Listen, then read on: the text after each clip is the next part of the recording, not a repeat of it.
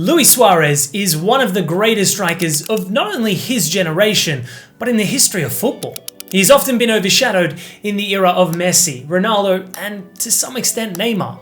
They have always been considered as the big three of the past generation. But if we were to look beyond them, a striker who has not only performed consistently across his career, but had a few seasons that were arguably Ballon d'Or worthy, needs to be talked about. The Uruguayan forward has one of the greatest career highlights, which not only includes solo goals, thunderous volleys, and clever dummies, but also biting opposition players on more than one occasion. Let's just say he had a unique footballing appetite. Now, the story of Suarez isn't a conventional tale of a gifted teenager who was always going to make it big, but rather a hard-working man who always had something special up his sleeve. He's now enjoying the twilight years of his career in MLS with his band of brothers from his Barcelona days. A perfect end to an illustrious career, playing till retirement with his best mates.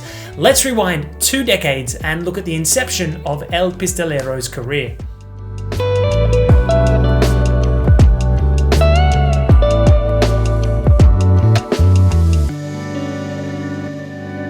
Suarez started his career with the youth team of Nacional in Uruguay's first division. At the age of 18, he was promoted to the first team, where it didn't take him long to make his mark. Even without a regular string of starts for his club, European scouts had identified his talent to be deserving of a foreign move. In the summer of 2006, he moved to FC Groningen and scored 15 goals while supplying 10 assists in his debut season. This display earned him a move to Ajax the very next summer in 2007. This is where he announced himself to the world, as a lot of great strikers have done in the past. Although it's difficult to find reliable stories from his childhood due to the fiercely loyal nature of his fellow countrymen, the streak of eccentric behaviours on the pitch can possibly be attributed to a difficult childhood.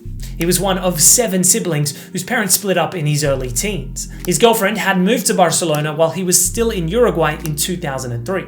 The move to the Netherlands 3 years later lifted his mood considerably, as he was finally closer to his significant other, who would go on to become his wife. Before getting into his Ajax chapter, let's try to understand teenage Suarez's psyche with the help of 2 decades worth of hindsight. The way Suarez played every game wasn't with a long-term care for what happens after the game was over. He simply wanted to get the better of his opponent any way possible for those 90 minutes. He would get under his own skin if he wasn't winning. A good manager could probably use this mentality for the better, but Suarez has always been a ticking time bomb of controversy. Suarez started at the Dutch club for 3 seasons and put up astonishing numbers. In 159 matches, he scored 111 goals while supplying 68 assists, which took his goal-assist ratio to over 1 per game. This included a season where he scored 49 goals in 48 games.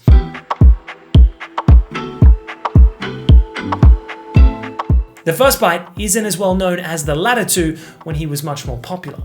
In his final match for Ajax, Suarez played up top against rivals PSV Eindhoven. The match was goalless when an altercation occurred between the players. Literally 2 feet away from the referee, Suarez bit into Ockman Bachal's shoulder, which was unprecedented. Everyone had seen shoving, headbutts, even punches occasionally, but a fully intentional bite was extremely rare. Ottman took it in surprisingly good spirit, laughing and shaking hands with Suarez after the match. The Dutch FA didn't let him get off as lightly, handing him a 7-match ban while Ajax fined him. This was in November 2010, and within 2 months, he was on his way to Liverpool. He came to the Premier League with a bad boy reputation that the English fans love so much. It wasn't so much the biting incident, but the much more popular handball at the 2010 World Cup, which preceded his arrival to England. Remember how we talked about Suarez's psyche during matches and how he'd simply do anything to win, and that's all that mattered? The World Cup in South Africa saw the birth of a villain in Uruguayan blues. The quarterfinal between Uruguay and Ghana was almost at the end of extra time, with the score tied at 1-1. Ghana had an opportunity to score and become the very first African nation to reach the semi-final of the World Cup back then. All of Africa was behind them, especially since it was being held in the continent. Without any hesitation though, Suarez made a save on the goal line with his hand and was sent off. As he walked towards the tunnel, he looked back to watch Asamoah Gyan miss the penalty. The selfless instinct had paid off, as Suarez celebrated without remorse, and Uruguay went on to win in the subsequent penalty shootout. He made an enemy out of a whole continent that day. But this further proves his unique spirit to win by any means possible. Suarez, under Mourinho, might have shook the world, and it's probably for the better that they were never on the same side.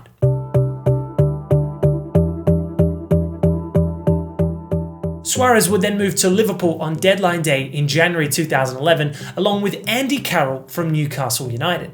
Kenny Dalglish signed the two strikers to replace Torres, who had left for Chelsea. The thinking behind their partnership was to play Carroll as the target man, while Suarez could use his technical excellence to score goals. Andy Carroll's transfer turned out to be one of the worst deals in history, but it was soon forgotten when Suarez proved his transfer to be one of the greatest deals. He helped Liverpool climb to 6th spot in his first stint to conclude the 2010-11 season with some hope. The first full season was marred with yet another controversy with the Suarez versus Evra racism case. We all know how the story unfolded, but what was interesting was how the club chose to deal with it. Under new ownership from FSG, the club had to decide how far they were willing to cross the line to get back to winning ways. This was answered when the whole team wore Suarez shirts to defend him and marked a controversial chapter in the club's history. They had absorbed Suarez's attitude instead of correcting his mistake.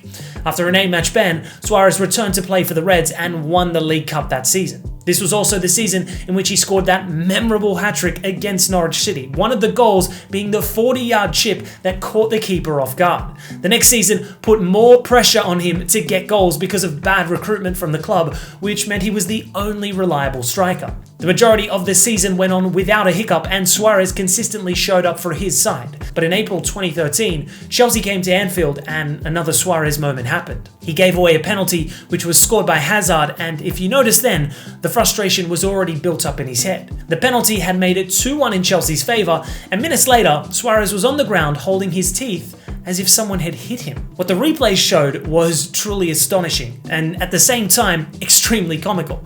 For some reason, without any provocation, Suarez had bit Ivanovic on the shoulder and then pretended to have gotten hurt himself. These were the good old days without VAR, so even after Ivanovic showed the bite marks to the referee, he was allowed to stay on and scored the equaliser in the 7th minute of added time after 90. Another moment that showed his deep psyche. He wanted to win every single match, and it was as simple as that. Morals and ethics were for the rest of the world. Luis Suarez only believed in winning. The FA handed him a 10-match ban for the bite. The bad boy reputation was fulfilled, and he was getting abused by many different fan bases. Liverpool didn't allow him to leave in the summer, even after the infamous Arsenal bid for £1 over 40 million. What many don't know is that Suarez was more than willing to depart for Arsenal, who were playing in the Champions League. He was heavily criticised by the manager Brendan Rodgers and owner John Henry for interviews stating his wish to leave Liverpool. Half-hearted training performances led to the club making it clear that Suarez was going nowhere that summer. He returned from suspension at the end of September, and what followed was one of the greatest individual seasons in the Premier League. In just 33 games in the league, he scored 31 goals. He was unstoppable that season and helped Liverpool remain in contention for the title until the infamous Gerrard slip.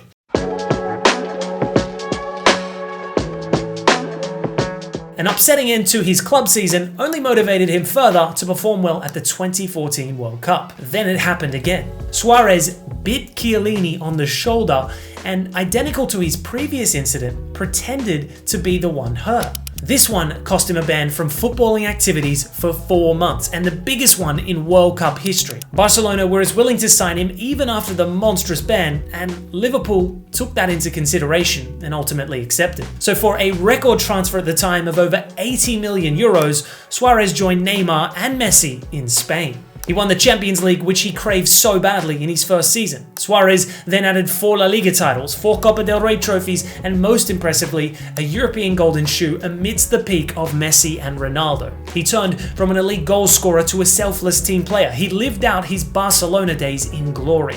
After altercations with the club hierarchy, Suarez then moved to rivals Atletico Madrid in 2020. He played a key part in helping them lift the Spanish league title after almost a decade. 2 years later, he made a sensational return to his boyhood club in Uruguay and led Nacional to a league title before linking up with Messi at Inter Miami. The legacy Suarez left is beyond his goal contributions, which are no joke on their own. He showed a rare spirit of never say die, which our sport sorely misses in the present day. Names like Lewandowski and Benzema are surely up there, but are they really better than Suarez? Let us know your thoughts in the comments below.